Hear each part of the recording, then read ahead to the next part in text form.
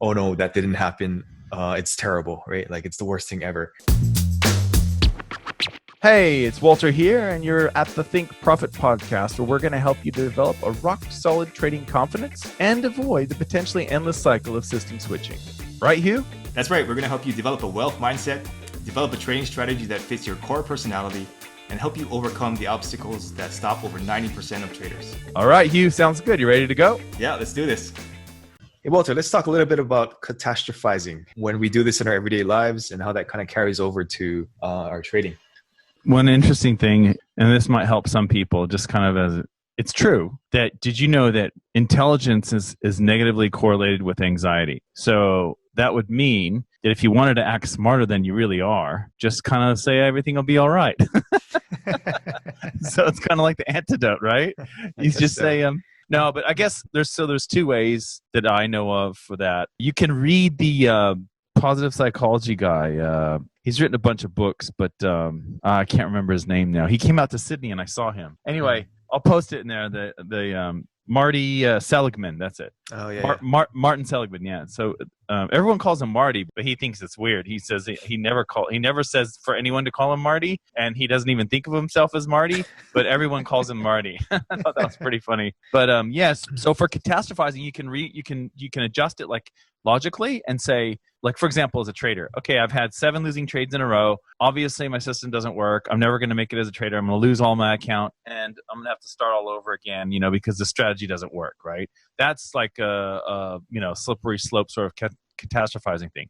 So another way to look at it is go, okay, let's go look at my historical data. When I tested this in Forex Tester, did I ever have 7 losing trades in a row? Yes. How likely is it to happen? Well, you can actually work that out. I'll put the risk calculator for people who want to use that. You can use the risk calculator to see the likelihood of that given your system. We'll put that in show notes too. So what that means is you're using logic to reassess the situation and kind of put it in its place in a different way.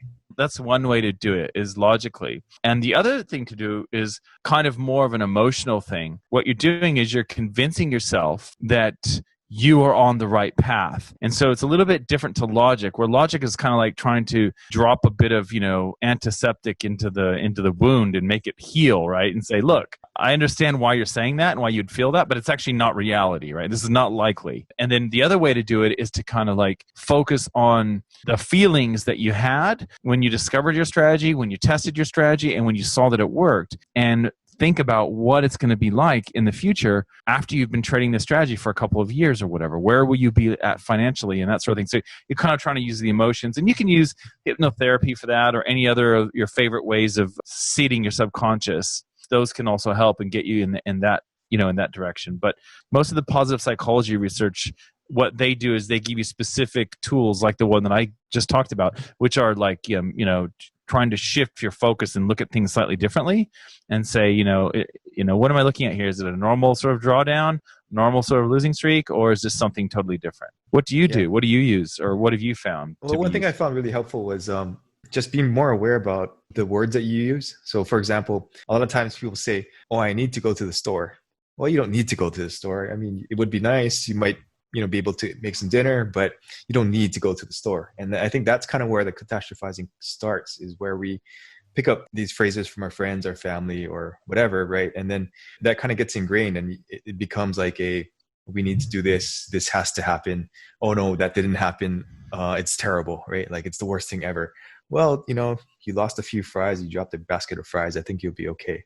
I think that's a really important one too, where we have to realize how we speak to ourselves, how we speak to others, and how we take in the information from the outside, like from the news or from other people also. Yeah, absolutely. Yeah, what you're saying is so true. It's when you have kids, it's like, I need this toy, I need that, and I don't know if you really need it. It's a sort of same sort of thing, right? Yes. I think you've kind of nailed it. Like, it's interesting, there's this debate in psychology whether or not they dream in images or if they dream in language, in words.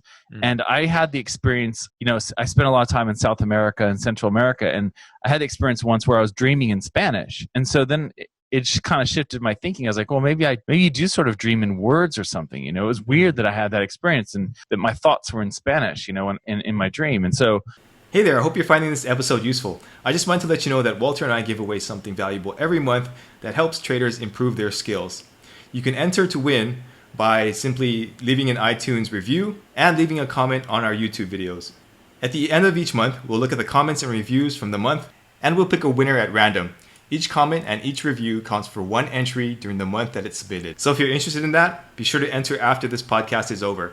All right, back to the episode. To follow up what you're saying, that's exactly what a really good approach would be. What I would call a positive psychology approach would be to do that, to kind of reframe. What you're trying to do is reframe the situation, because when you catastrophize, usually you have negative emotion associated with it. So it's actually easier for you to fall into the trap of that faulty logic, right? Mm-hmm. Because you just feel so bad, right? It's like someone who's suicidal and you say, "Oh, cheer up, let's go, start a charity or something like that." Like, so someone who's suicidal is not going to want to start a charity, right? Like you're on a totally different emotional level. So I think part of it is exactly what you said, is just kind of shifting, just a slight shift up to the next higher emotion. And that can come through words for sure.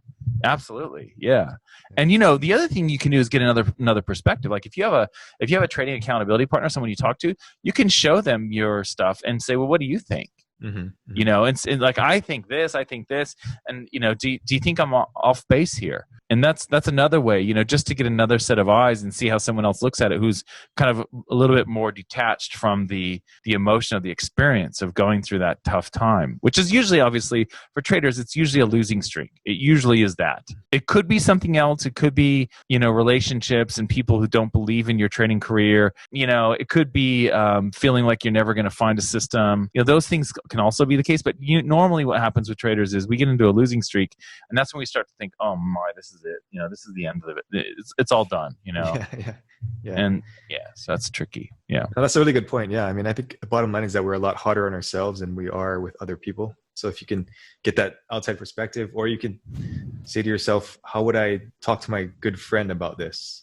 And I think those are good perspectives to have also. Absolutely. Yeah. Yep. Okay, cool. Thanks, Walter. Thanks. All information in this podcast is for educational and informational purposes only and is not trading or investment advice.